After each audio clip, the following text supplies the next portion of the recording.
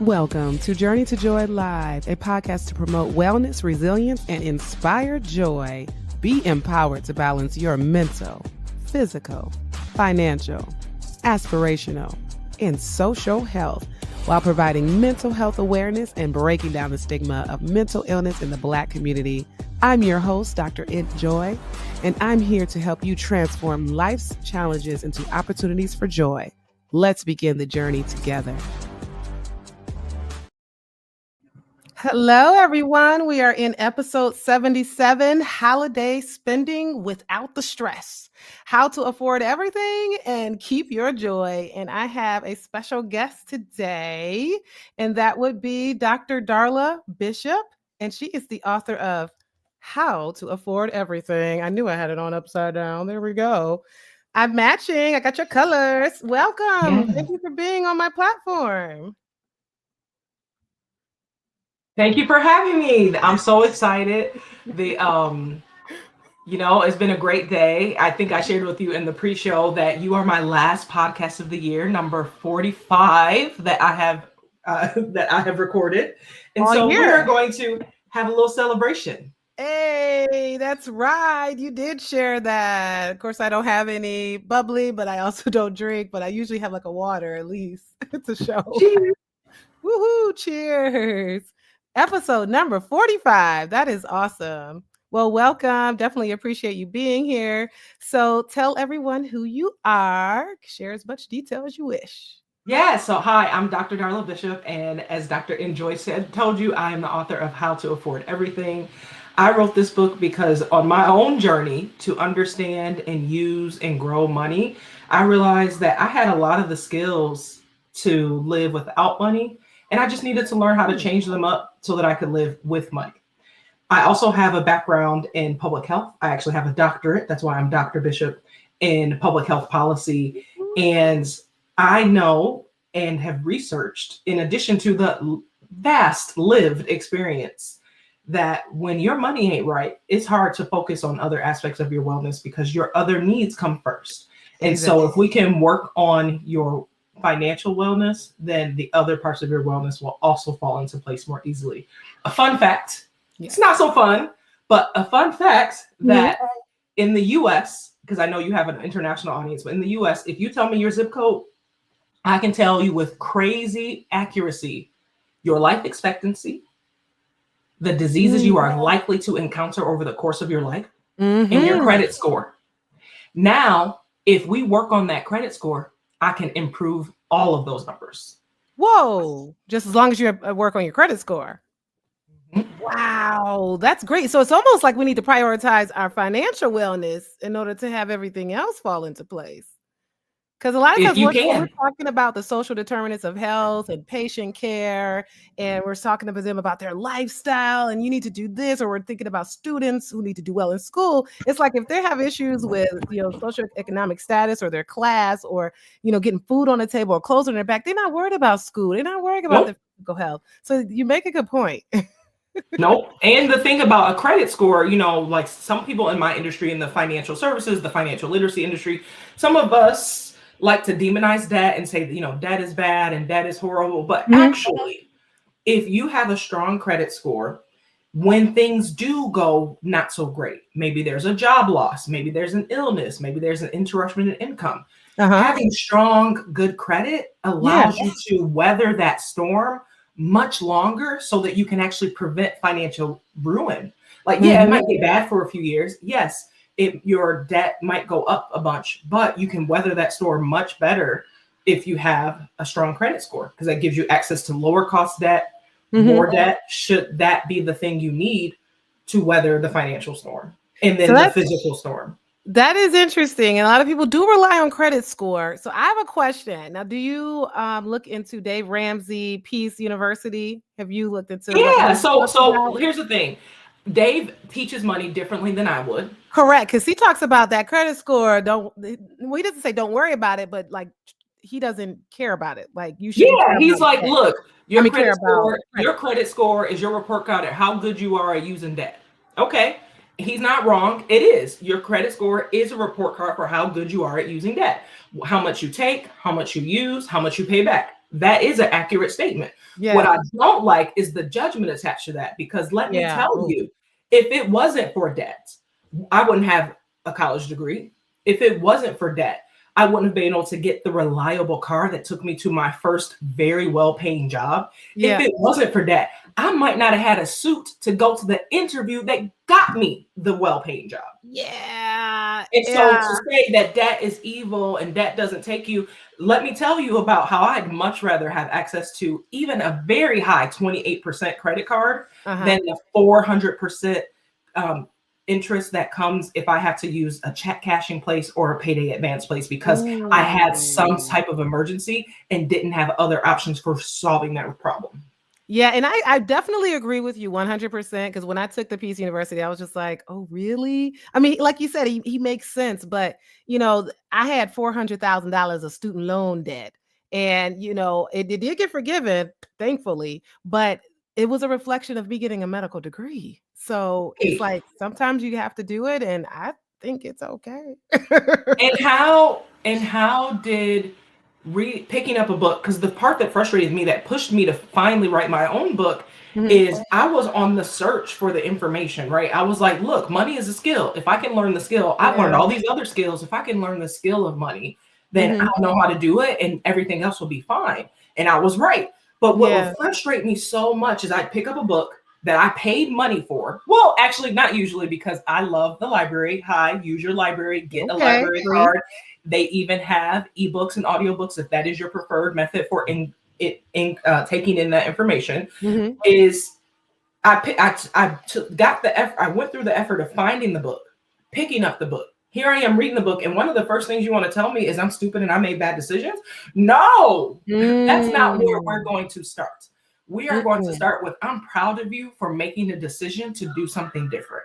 That's where we're going to start. So that's why I wrote this book. The other thing that frustrated me so much about all the books I read is very few of them gave me credit Yeah. for the skills I did already have from growing up in poverty, learning how to Yeah. steal from Peter to pay Paul, learning how to stretch, Yeah. learning how to use resources, learning how to lean on community. Mm. Like, it didn't say, hey, you have those skills and those are actually can help you. We just got to do them a little bit differently. You got to do them in a slightly different order. You got to ask questions in a slightly different way, but you got the skills. We just got to flip them. That's So really good to start with. Because sometimes we feel yeah. like, well, we don't have the skills because we're kind of breaking down like a culture, a cycle, a generational curse, that kind of thing. Because all we know is like, let's spend money, let's spend money. We don't learn to save it. We don't learn about trust. We don't learn about retirement plans. Our people, we just don't learn about those things. And so we're used to, I don't even like, I hate budgeting, right? Like I have this mental block when it comes to like budgeting, budgeting, budgeting, Ooh. but I have to do it because or Is else how am I budgeting gonna a know what's in the bad bank? word? For Huh? you, is budgeting a bad word? Does It's it the make you B go, ooh? word of the household. Yes, it is a bad word, Dr. Darla. No, budgeting is not a bad word. She doesn't know she's my friend yet, but my friend, the budget Nisa, Tiffany, she says the budget is your yes plan, right? A budget is what helps you understand what you can say yes to. And my addition to that is the Hmm. budget is what you can say yes to now versus later. Because when it comes to affording everything, it isn't always about yes versus no. Sometimes it's about now versus later, or Mm. this first, then that. Right. And Mhm. so that's one of the ways that makes it feel a lot less heavy, a lot less Yeah. stressful, a lot less limiting, because it's like, okay, so right now we are focused on this. Because when we focus on this, this will make the pathway for this, and then this, and Exactly. then this. Yes, and I know that it will help me feel better, the certainty of knowing the budget and then feeling more organized. So I know all those things, but there's like this huge mountain of creating the budget and then getting over that. And everything's like smooth sailing. Because I go off and on. So I've done a budget, I've done those things, and then I fall it off, and then it's like, oh, gotta get back to it. So I definitely understand for those who don't create a budget, but it's definitely very important to have a budget. I agree with you.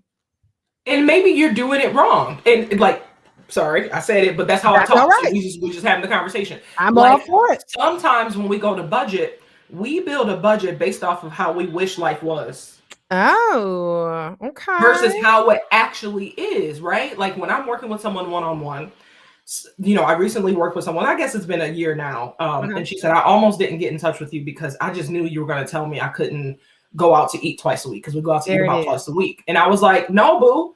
She was like, I'm a single mom. Those 2 nights that I don't have to cook is what's keeping me sane. It's keeping me from dropping this baby off to his daddy. Like, if we were having a serious but silly conversation, but that's true. So I'm like, no, if that's your lifeline right now, then we're going to figure out how to keep that in your life. We can't be like, okay, I'm never going to eat out. I'm never going to order from Amazon. I'm never going to do that. That is unrealistic. And that's how you set yourself up. You got to say that Amazon thing again for my husband. I did. Right.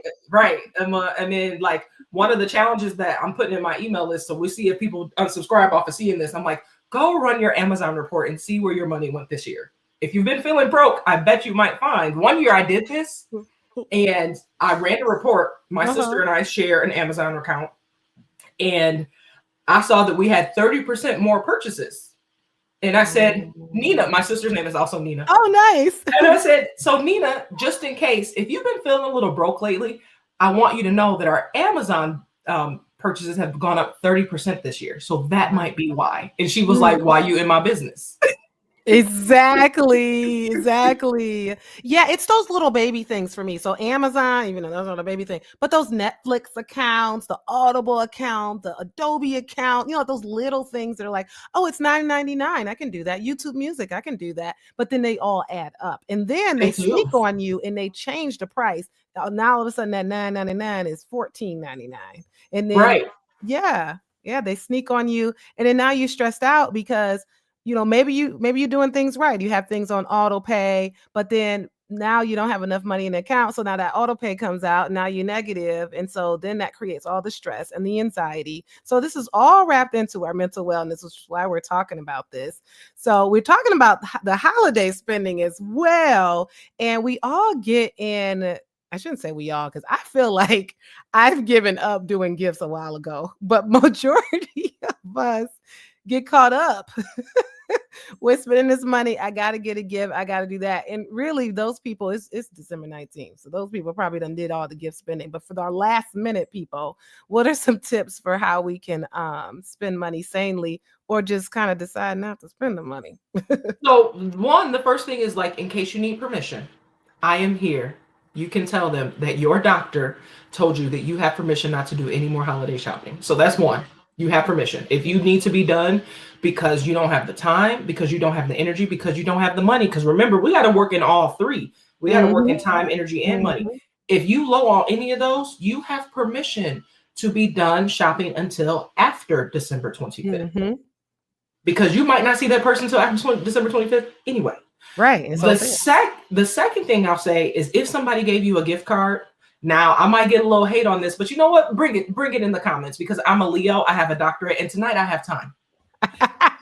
So if somebody gave you a gift card this season, do not hold on to that gift card. You use that gift card as money right now to finish your list. Yeah. Because do you know that Starbucks has like 1.7 billion with a B $billion in unredeemed gift cards in their bank account collecting interest? Really? Yes, 1.7 billion with the B dollars, because somebody gave you a $10 gift card. You're like, oh, I'm gonna save it, or you put it away and you won't see it ever again. Collecting interest for Starbucks. So if somebody gave you a gift card, do not hoard it. Put it in your wallet and use it as part of your holiday spending. Right now. This week. Yeah, that's great. Why are people holding on to gift cards? Because then they expired and now I get all the money. But think about it. Like, I want you to put yourself in the shoes of your mom, so you might be able to relate to this even more. Like, you haven't been able to treat yourself in a while. You've been taking care of the family. An emergency came up right before Christmas, so it's already tighter than usual. And you're like, well, if I hold on to this gift card in January, once I got everything settled, I can use this to go get myself a new shirt, or to get my eyebrows done by the lady who does them really good, but is a little bit expensive, or I can get the fancy nail design instead of just nail polish, right? Like, and so you might be saving it really because you're looking to have an opportunity to treat yourself when you know you haven't had room to do that. And I get that. I promise you I do. And spend the money now, because it's more likely that you will put that gift card somewhere and you won't see it until next year. Exactly. That's very true. Yeah, because them gift cards don't last forever. So that's They some good don't. stuff. Some good Yeah, stuff. the third thing I'm going to tell you is when you are out and it's after the holidays and you're like, okay, there are a few people that I really did want to get something for. Yeah. Think about who that person is and what they really want from you. Because sometimes we get in the spirit of the season, we get focused on giving a gift, a physical representation of our Exactly. love, of Hmm. our appreciation, when that person might really just want to sit with you, where that Yep. person might just want to live life with you. Like, honestly, I'm turning 40 in 2025. And one of the Woohoo. things that I'm looking forward to, and I've already put most of my friends on notice, is like, I'm coming to live life with you for 2 days. Your Oh, month is wow. April, your month is May, your month Oh, is that's June. I am cool. coming to your house. And if what we do in that day is cleaning the fridge and going to the grocery store, Okay. fine, but I want to be with you. I haven't been in your presence Hmm. in too long and I'm over it. And you didn't believe me when I told you I needed to see you last year. So I will be at your house. You We got tell me all these which long day. distance relationships, long distance Right. All these long friendships. distance relationships. I Yep. need to smell you. What the old folks say. I need to smell him. You know? Like, and so it's think about who you're dealing with and Yep. do they want a gift? Okay, then give them a gift. But maybe they actually need a little money. Give them some money. Maybe they just want your time. So like Time. we get caught up and sometimes we give the time to the people who just want the money or the money who just want the Hmm. time. Wrong And then people. we get all in a mix. And so like Right. take the extra beat and say, okay, does this person want time? Do they Yeah. want money or do they want Yeah. action? And then give Right. that. Right. And you're really thinking about it from like the five love languages scenario. There's five love languages for kids as a parent, and then obviously for your spouse, but then for friends too. I mean, if your That's friend just right. loves service, and you go in there and spending time and cleaning out their refrigerator for them, or something like that. Maybe they're not a gift giving type of love language, and it's okay to just be there or to spend that quality time for them. So that is that's really good nugget that you got there. Yeah. Love it. Love it. So, this is very, very good stuff. Sounds like making a budget. It sounds like paying attention to what our friends really want for the holiday so that we're not spending all this money. What else can we do to be able to afford everything, Dr. Darla? We want them to get the book, obviously, but what else can you tell us about how we can afford Yeah, everything? one of the secret weapons in your journey to all wellness, but especially financial wellness, is your calendar. Oh, nice. Because if you can look ahead to what is happening in your life, Mm-hmm. like who has a birthday, who's getting married, who's having a baby, what trips do we have coming up?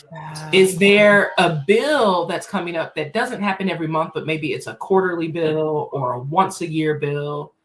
Do we have something that just happens to cost more during this particular season of our Mm-hmm. lives? Mm-hmm. Are the children in our lives participating in sports or dances or graduating?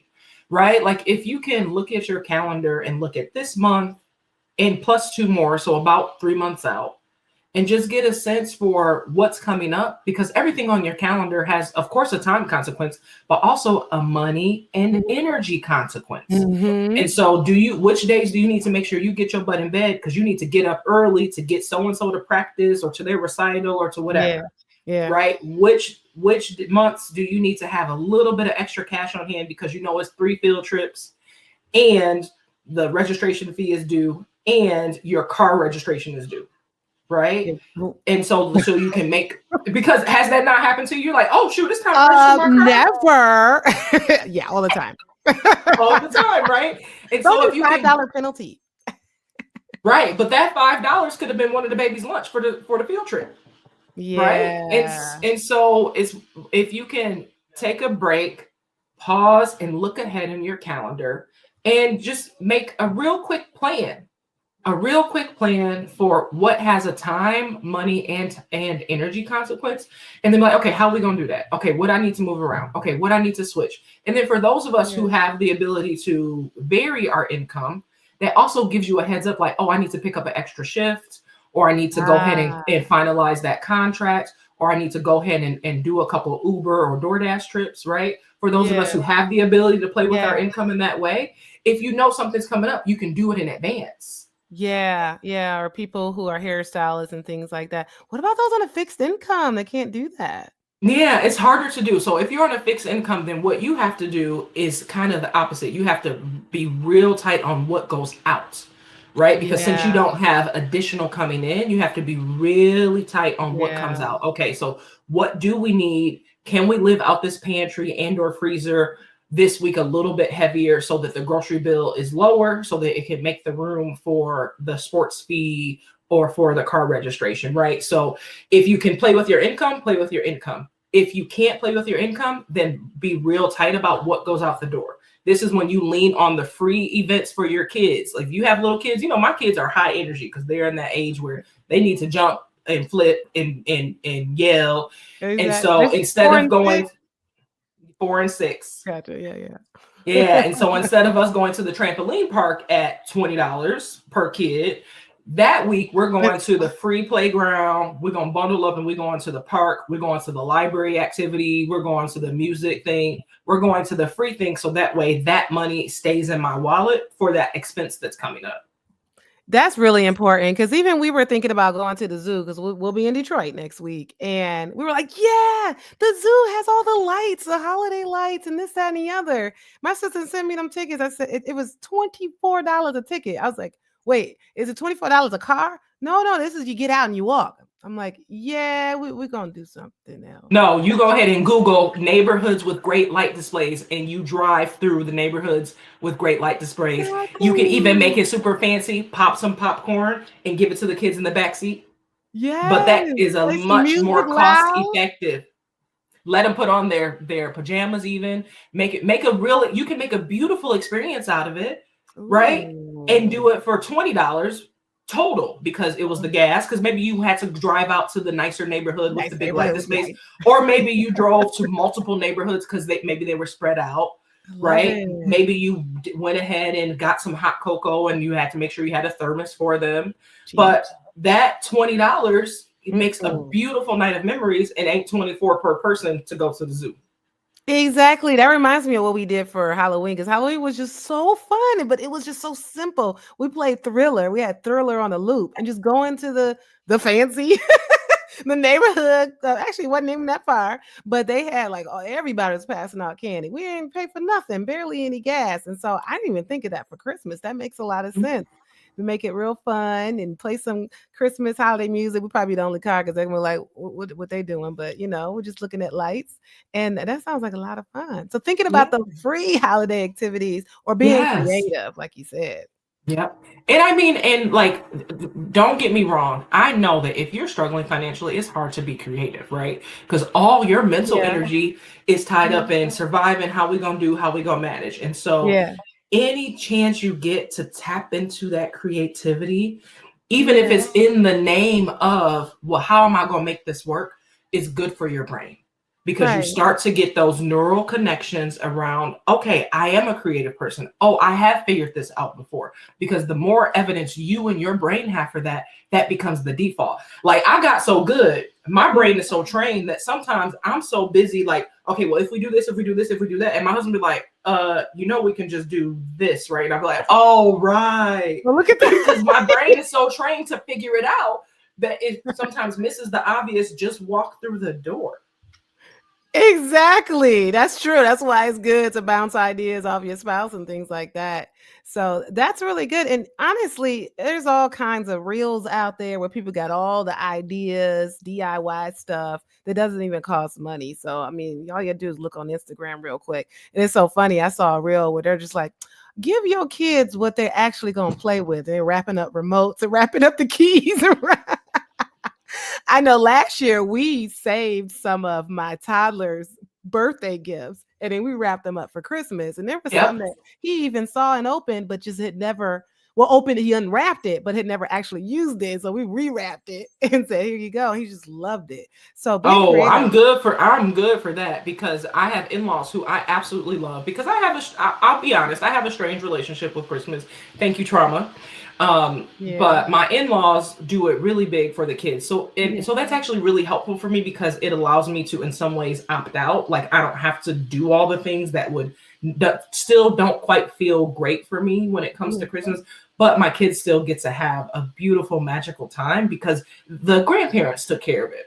And they always overdo it, even though for years I have told them these babies don't need nothing. I buy them stuff all year long. Like, get whatever you thought you were going to spend, cut it in half, give me the cash so I can put it into their bank account so that 20 years from now, when they're going to college, maybe they actually have a chance of being paid for it.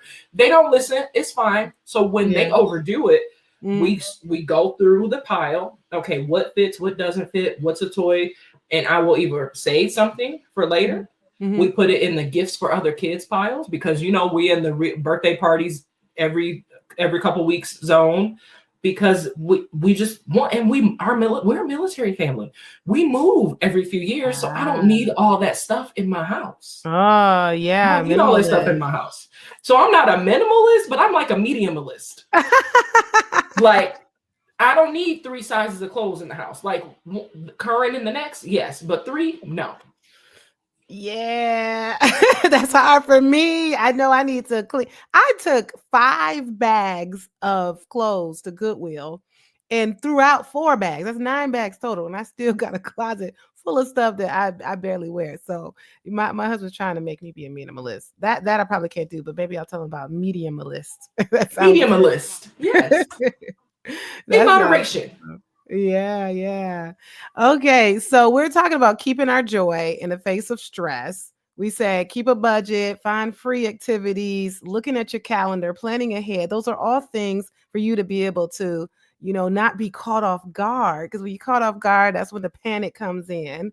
What are some other strategies that can help us be able to be prepared? Oh gosh, not to mention emergencies, floods. That I had 2 floods in the house this year. So not to mention that, what are some other strategies that you help your clients with?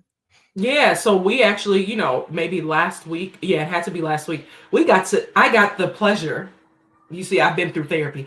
I got the pleasure of buying a new furnace unexpectedly 13 days before Christmas. I love it. Congratulations to me. But thankfully, because we have for a long time have been diligent about keeping an emergency fund. And when we move, because we do move frequently, our average is going up, but we move every 2.7 years right now is our average. And so every house that we live in is slightly different. So when we move, we adjust our emergency amount, right? Because when we live in a townhouse that's rented and we don't really have any responsibilities for repair, that emergency fund can actually go down. So we put that fund money somewhere fun or in an investment account. When we live in a house that we have purchased and like right now we live in a house that's right at that age where things are likely to break. And so we increased our emergency fund because we were like, just the age of this house, stuff is probably going to break. So let's just start stacking some money. That's one of my favorite tricks for doing that is I act like I'm gonna buy this thing. So for example, if I'm thinking I want to change my car, so if I want to change my car payment might be $600. So what I will do is sometime between the 1st and the 5th of every month is I'm going to take $600. I'm going to pay myself by putting that into a savings account. Because what that does is it trains me for the car payment that might come whenever I decide to actually go get a car. Spoiler alert, I'm not doing it because I did it for 2 months and I was like, I'm not paying for a car. My car is paid off. You can't do it. Look at that. I can't do it. Right. And then I also, by doing that, 4 to 6 months ahead of a bigger purchase or an upgrade, you build up a little bit of a cushion in your emergency fund or towards your down payment. And so actually putting some money away. And now if $600 sounds crazy because you couldn't even afford gas last week, then figure out what is the amount that you can do without going to touch it, even if it's $5, because what we're actually building is the habit of winning, of the habit of putting money away and leaving it there until the emergency actually comes to call for it. Because then once you do it, even if it 6 months pass and all you did was $5 out of every paycheck, you might have a couple $100 in there, right? Like $60. And you're like, well, $60 isn't much. But it's $60 that you were able to put away and keep there. Well, can I do 10? Now, all of a sudden, a year has passed and you have almost $200 put into a savings account that you've been able to leave there. And it's small, but do not despise small beginnings, right? Because you've proven to yourself, you have evidence that you are capable and that as soon as your money is different as soon as the money coming in is higher or the money going out is lower, that you can do it because you have been doing it. That's really good. I really like that. And it also reminds me of impulsive spending when, it comes to like, oh, let me get that, let me get that, let me get that. What you're also saying can be like a strategy of like putting things to the side instead of actually buying that thing, put it to the side or put it in the savings and, think about it, spend some time thinking about it before you buy it. And you realize like, oh, wait, I actually don't need that thing. And then now it's in the savings. So just leave it there. You actually kind of spent the money, but not on the thing because you still have it because it's in your savings. So that's one strategy. That's right. And the thing that I try to remind people, if we identify when we look at their money, what's coming in and what's going out, if it turns out that the issue isn't as much income as it is outgoings, the spending, then I say, I want to tell you something. Do you know why they call it a store? Do you know why they call it a store? No. Is there like a deeper meaning? The reason they call it a store is because they will store the items for you. So if you are in a store and you're not sure if you need it or if you want it, or you're like, oh, let me get that right now. Go ahead and pause and be like, it's a store. They will store it for me. Let me go home and check to make sure I actually need this. Let me go home and think about it to see if I actually want this, because there are people who are paid hundreds of thousands of dollars a year to make the store feel exciting. The lighting is right. The music is right to get you in the mood to spend. And so get yourself out the mood to spend by leaving. And if it turns out when you go home, you really did need that item, or shoot, you just want it because it's okay to want stuff. Baby, it's okay to want stuff. I'm glad you want stuff. Then make a plan for how you're going to get that, but don't buy it in the moment because the store will store it for you. You can wait 24 hours to think about it, to make sure you still feel good about it, because the best you'll ever feel about it is right there in the store. Yeah, and not to mention sales and discounts. Like they really get people to spend money that they weren't even planning on spending. I get the not Bed Bath & Beyond, Bath and Body Works text saying, "Oh, buy 3 get 3 free." I wasn't even thinking about them candles or body washes. I'm like, "Oh yeah, there's the sale." Okay, so Nina, you got homework. Hi. So Professor Bishop is checking into this conversation. Your homework is next time you get one of them texts, you hit stop or unsubscribe. Get them people out your phone. Get them people out your phone. The second thing, get them people out your phone. And in the new year, if you don't already have a throwaway email account like Nina Shops or Nina Online or Nina Reward at whatever your favorite internet thing is, from going forward, I need you to open up a second separate email account that you only use for online shopping. And every time you place an order, every time you request a coupon code, you use this separate email address. And so this means that all of your order confirmations will also go here. But the reason you have to do it is because how many times have you ordered something that you really didn't need? The kids needed it, you needed it, the business needed it. And then all of a sudden you're getting 3 emails a week from the store and you're like, I don't need nothing else from you. Why are you emailing me? Right? So get them folks out your main inbox that you check every day, because then you get to decide when you interact with them. You say, oh, the baby need new shoes. I like the shoes from this store. Let me go into Nina Shops at fillintheblank.com, see if they sent me a coupon code. And I promise you in the last 7 days they did. But you didn't see it until you went and looked for it. Until you wanted it. Yeah, until you were looking for it. You wanted it. Right. Get them folks out your inbox and out your text, because I promise you that 10% that you got off by giving them your phone number, if you stop the next time you go shop, if you give them your phone number again, you'll get the 10% again. It's okay. You can go in and out as much as you want. And also that's a segue into, these are revolving accounts, because like Macy's always asking you, especially for holiday shop, you get 30% off if you apply for this credit card. And it's almost like a timeshare. They do not take no for an answer. And I have to be like, no. And then as soon as I say, I'm buying a house, I can't pull credit. Oh, okay.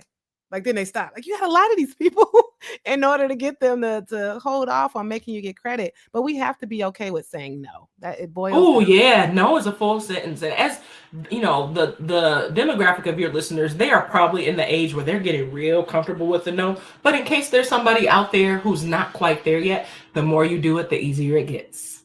The more you do it, the easier it gets. And when it comes to those store credit cards, I tell college students when I'm talking to college students, don't apply for a credit card that came to find you. If you was walking on the diag and they were like, do you want this Frisbee? Do not give up your social security number for a Frisbee.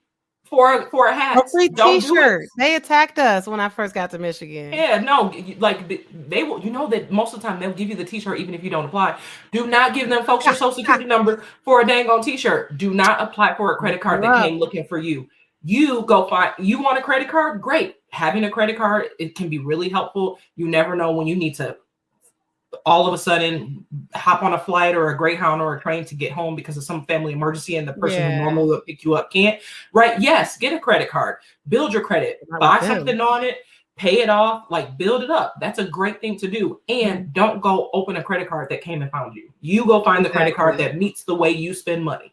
The interest rate is probably high for something. Yeah, exactly. Exactly. Well, we done talked about a lot, and I really appreciate it. We're not going to share too much because we want them to go buy the book, How to Afford Everything. So you're on Journey to Joy Live. I always ask my guests, what is your journey to joy been like? My journey to joy has been getting to a realization that it is my job to invest in my happiness. Ooh. Wow. It's nobody else's job. My husband loves me and he does really good things to keep our home healthy and happy, but it's not his job to keep my happiness, my tank full. And so if you are in a place where things and you are not feeling great, what have you done to invest in your happiness? And if the answer is nothing, put yourself on the list because it is your job. You are the only one who lives in this body. You are the only one who has this brain. It is your job. So take some responsibility and do something about it.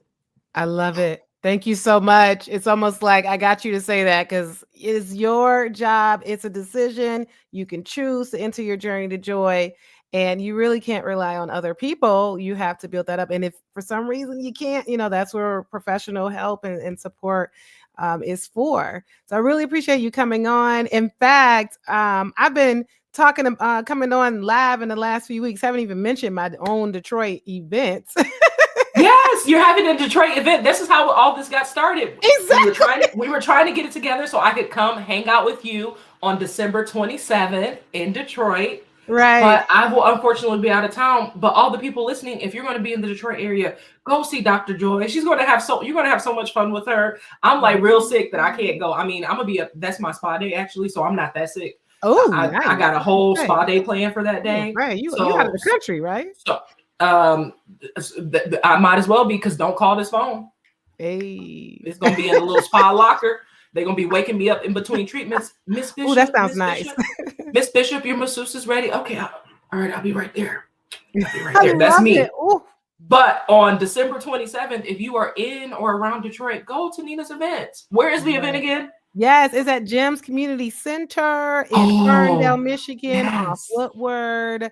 It's a really cute place. So it's like cozy, intimate. My brother-in-law, who also did the graphics for the Enjoyno, he is Starvin Marvin and has his woo, you got it. Yeah. Thank you. So he's a creator of Dump Cake Delight. So you can come in and taste some treats. The dump cake is really good. And I'll also have experts as well, Dr. Kanisha Evans, who's representing physical health, as well as Gail Perry Mason, who's representing financial wealth. And wait, you got Gail to come? I did. Oh, that's right. Yeah, it was either of you guys. So I felt like I was winning regardless. You are winning. Okay. You got Gail Perry Mason. All right. Hey, yes. And AJ Davenport Hatter, who is a self-care coach. So we're going to come in. We're going to have little expert corners. It's an in and out type of thing. You don't have to worry about being there from 4 to 7. It's small. So stroll in, get your Enjoyno sign, talk to some experts, and head on out. Yeah. So I appreciate you for coming on, Dr. Darla. You are absolutely amazing. I've been following you. You're doing some big things. I'm taking notes. You know what? And part of it is because I'm having so much fun. Yeah. I'm having so much fun talking about money and helping people see the different ways because there are so many ways to get it right. There are so many ways to get it right. There are millions of ways to get it right. We just got to find the one that feels good for you because it feels good to feel good about money. Okay. That's good. That's good. I feel good. Thank you. Because that's my weakest point when it comes to these 5 areas of health: the physical, the mental, the aspirational, social. I think I got a good grasp on that. Financial, it's a constant work in progress. So thank you. I'm taking notes myself and I'm going to use those. Appreciate you. Yes. Thank you for having me. You're welcome. Don't go anywhere. This has been an Enjoy Life production. If you're in a crisis, don't hesitate. Call, text, or chat 988 for immediate support. Please note, this podcast is for informational purposes only and is not a substitute for professional treatment. If you're looking for therapy or medication management through Enjoy Life, visit www.drenjoylife.com to request a consultation. I accept Aetna for Georgia residents, and out-of-pocket services are available for others. I'm licensed in Georgia, Florida, Michigan, Tennessee, Maryland, Wisconsin, New Hampshire, Illinois, Virginia, and Minnesota. Be sure to grab your copy of the Enjoyno on Amazon for $39.08 to help you on your wellness journey. And remember, Journey to Joy Live is every Thursday at 7 p.m. Thank you for joining me. And until next time, may you continue to transform challenges into joy.